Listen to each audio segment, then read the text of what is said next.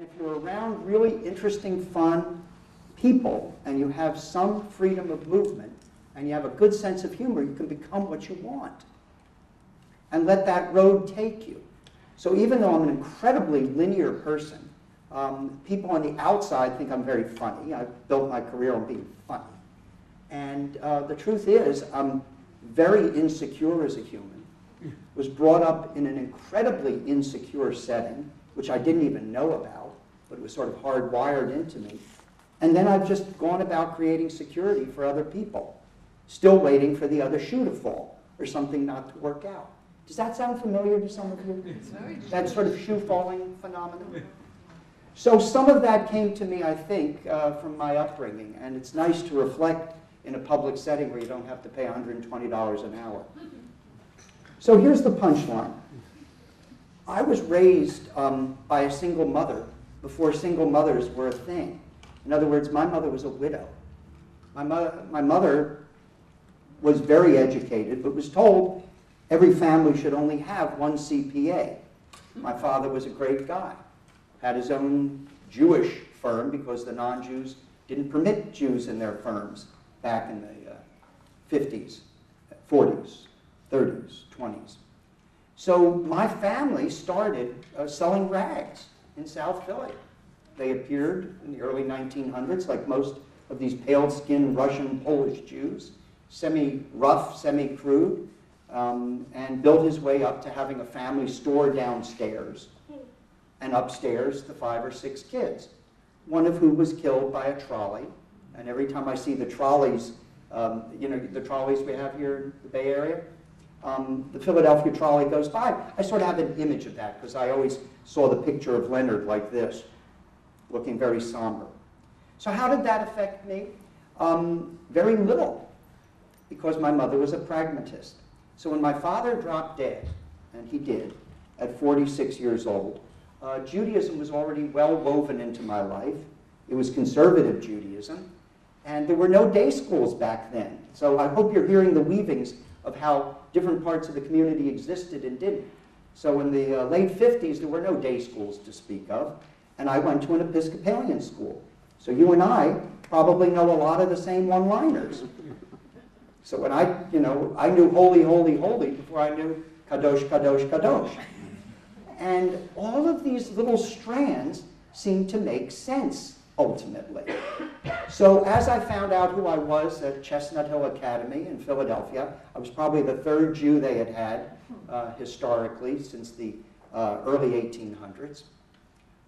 They let me be who I was. And somewhere in there I was an academic and an intellect, and somewhere there I was a class clown. I'm sure you don't have a hard time picturing that. And then finally, I was somebody in arts and drama. And that's who I became in an Episcopal setting, going to Hebrew school in the afternoon and playing soccer on the alternative ones and having neither side understanding that experience at all. Meanwhile, I watched the Jewish community isolate itself from my mother because she was a threat. What's an unmarried woman in the Jewish community? What's a widow? Somebody who's going to take your husband away. So as she rose in the area of accounting and business, it was the Italians and the Irish Catholics and small business who stuck with her, and not the Jews. So I watched all of this unfold. I was on the way to becoming a PhD rabbi, and something happened. I didn't realize it, but I was a feminist. Who would have imagined being raised by a mother alone?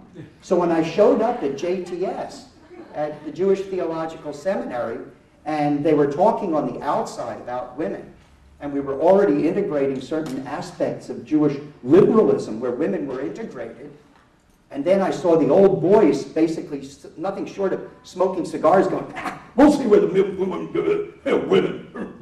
women. That's what it sounded like to me. To this minute, it drives me crazy. I have goosebumps now because I left. My first year there, I picked up. I had been graced by the good Lord to get into Columbia at the same time I got into JTS. So I just went toward my PhD.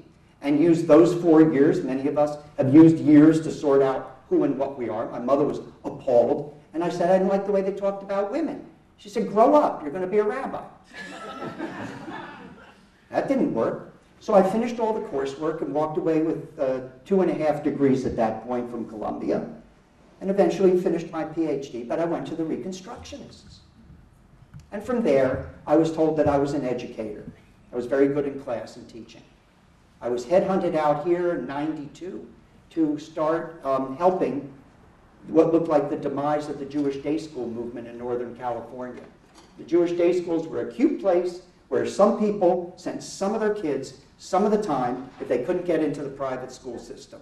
That's what I inherited. Not only at the largest, oldest Jewish day school, Brandeis Hillel, but only 2.5 schools had accreditation. And I think there were maybe 5 schools at that point. And in the 13 years, together with wonderful lay people and people willing to take a risk, we did the amazing. We became the hotbed of Jewish day school education, and eventually that created Jewish high schools. And then everyone was accredited. And I was on the board of the independent school movement, acting like the Episcopalian that I was. I was an acceptable Jewish guy from Northern California with a kippah and was on the board for all the private schools in California and Hawaii, the biggest in the world. So this stuff comes together. After 13 years at Brandeis, I went back to my first love, academic teaching. And Dominican embraced me. Dominican University, come visit us. I'm now like an associate dean, and I'm not tenured, but I'm full-time. And then, from that, they heard rumblings over at Sonoma State, and we've started a Jewish studies program. We have 75 kids a semester in a program that's a startup. No endowment, no big money, no nothing. So if I fall on my knees and ask for money at some point, you'll understand where that's coming from. But it's astounding because all of those threads come back together because I do have the interfaith side of me, meaning I came as a Jew in a non-Jewish setting. I saw the possibility of the breakup of anti-Semitism. It fell apart in that 10 years. And I've taken all those strands and given them to the 99% non-Jews at Dominican and the, 60-some% non-Jews at Sonoma State.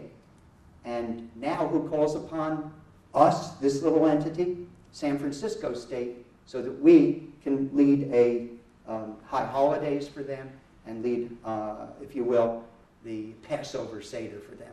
It's a wonderful universe. And you know what it's most similar to? The Second Temple period. So next time you're doing a little reading on history, go back and see all of this has happened before in Beit Sheni. Thanks so much.